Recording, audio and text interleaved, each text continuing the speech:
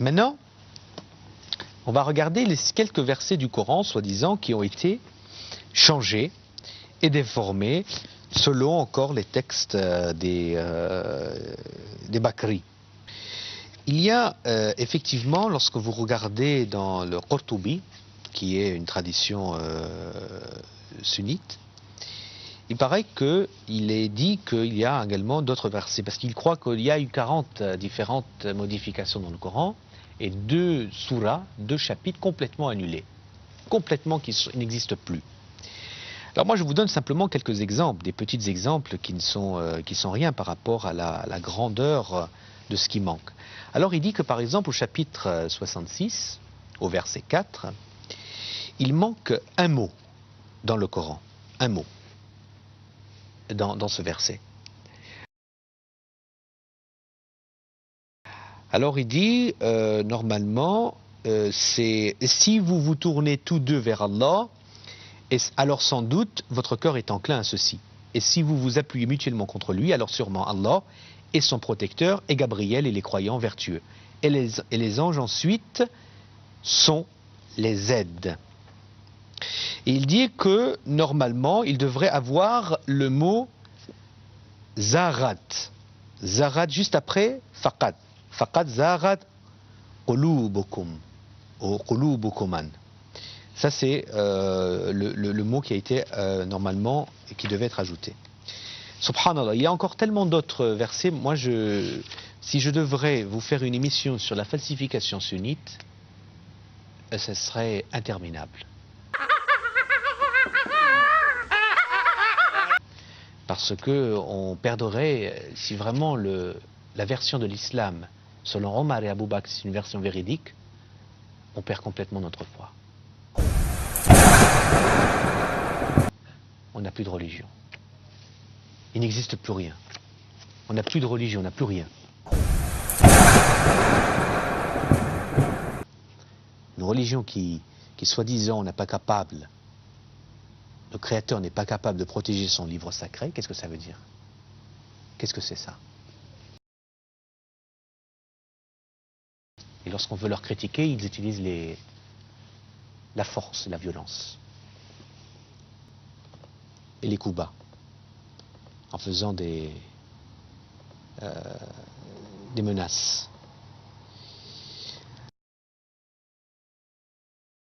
Je voudrais savoir qu'est-ce qu'il en est advenu de ce Coran que Amir al-Mu'minin a rédigé dans sa chronologie et lui a donné l'interprétation exacte.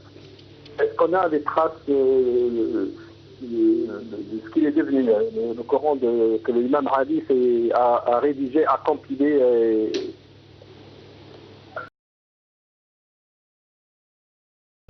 On parle, selon les traditions d'Ahlul Bayt, et comment le Coran qu'on a aujourd'hui, il a été conservé. Comment ça se fait que le Coran qu'il y a aujourd'hui, on parle du vrai Coran, et c'est grâce au travail excessivement difficile de l'imam Ali alayhi salam et des Ahlul Bayt qui ont pu conserver ce Coran qu'on a aujourd'hui. Parce que même le Coran de Othman a été ensuite par la suite rejeté.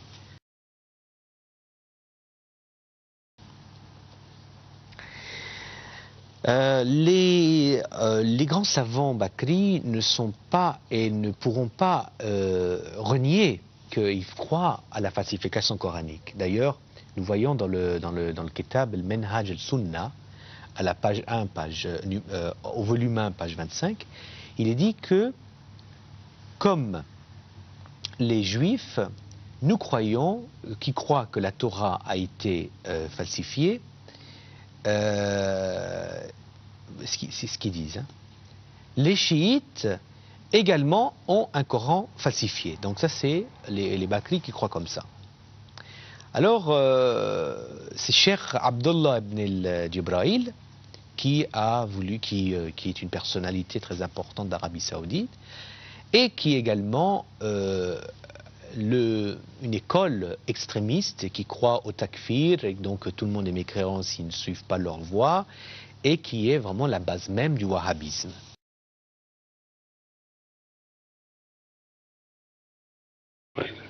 et que le Bukhari a ramené des multitudes et des multitudes de hadiths de ces gens-là, comme quoi ce Coran qu'on a, c'est un Coran qui manque des ayats, qui manque des sourates. Comme je disais, par exemple, il y a même des grandes sourates qui vaut la sourate de Baqarah et Ali Imran et la sourate de Nisa qui ont disparu par enchantement, je sais pas. Par enchantement, je ne sais pas qui, quoi, elles ont disparu. Par exemple, juste si vous permettez de rapporter de Sahih Muslim, sur cet événement, Sahih Muslim, je peux même donner le tome, c'est le tome 3, et la page, c'est la page 100, et c'est dans Bab, لو أن ابن آدم واديان لابتغى واديا ثالثا, dans le chapitre que si Ibn Adam avait une rivière de trésors ou de rivières d'or, il aurait souhaité deux rivières d'or, il aurait souhaité un troisième. Qu'est-ce qu'il dit à Sahih Muslim? Il dit Sahih Muslim que Aba Moussa al-Ash'ari a envoyé des Qurra, c'est-à-dire des gens qui savaient lire et qui apprenaient le Coran par cœur. Il les a envoyés où? Il les a envoyés aux gens de Al-Basra, Ahl al-Basra. Et ils étaient 300 hommes. Qu'est-ce qu'il a dit à Abu Moussa al-Ash'ari? Qu'est-ce qu'il a dit à Abu Moussa al-Ash'ari? Il a dit Wa inna kunna naqra soura. Nous étions de lire une soura et wa kunna nushabbihuha, et on la faisait ressembler à des grandes sourates, c'est-à-dire on l'a comparé dans la longueur des grandes sourates et aussi à une sourate qui était très très exigeante avec les hypocrites, comme sourate Al-Bara'a. Et qu'est-ce qu'il dit? C'est-à-dire je l'ai oublié. Je ne sais pas, est-ce qu'il n'y a que Abu Moussa al-Ash'ari qui l'a oublié, ou tous les gens qui vivaient en Médine l'ont oublié. Et il dit, je n'ai appris que ces deux ayats.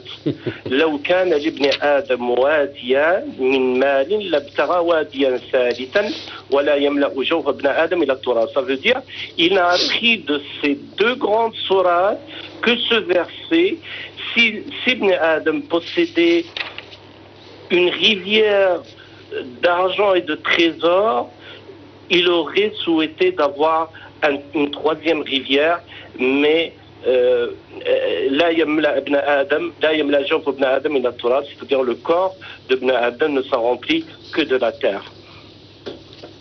Et aussi il y a Ibn Majah qui nous dit qu'il y a une ayah qui s'appelle ayat al-rajm والرضاعة الكبير عشرا, c'est-à-dire de téter les personnes âgées عشرا. Et Aïcha, elle dit que cette sahifa, ou bien ces versets, elles étaient sous mon lit, et puis, je ne sais pas, lorsque le prophète Mohammed sallallahu alayhi wa alihi était mourant, ils sont occupés de lui, et puis il y a un poulet ou une poule qui est rentrée, et puis qui a mangé cette sahifa. Ouais. Bon, il y a eu quelques falsifications, j'appelle ça des falsifications grammaticales. C'est-à-dire, par exemple, ولا أسألكم عليه أجرا إلا المودة في القربى, et dans un autre verset, وإذا المودة سئلت بأي ذنب قتلت. Donc, on a rajouté une damma au-dessus, et puis on a dit le maw'oudatu, une hamza, qu'on a rajouté, et voilà. Et donc on a rajouté cette hamza, et puis on a dit c'est le maw'oudatu. Et il y a des exemples très nombreux dans ce cas-là. Il faut comprendre que les sunnites, lorsqu'ils veulent parler de la falsification du Coran, il y a différents livres qui sont de eux-mêmes et qu'ils avouent ceci. Je vais vous en donner quelques-uns. Il y a par exemple dans Abdel Wahhab Sha'arani qui a effectivement un livre qui s'appelle le Kitab al-Kubriyat al-Ahmar, qui est en fait dans le commentaire de ce livre, si vous ouvrez le livre, et qu'il dit que nous pensons qu'il peut y avoir certaines modifications parce que le cœur de certains musulmans ont été affaiblis et il peut y avoir un problème dans la retranscription au temps de Othman. Donc ça c'est dans les Kabriyat al-Ahmar, à la page 143.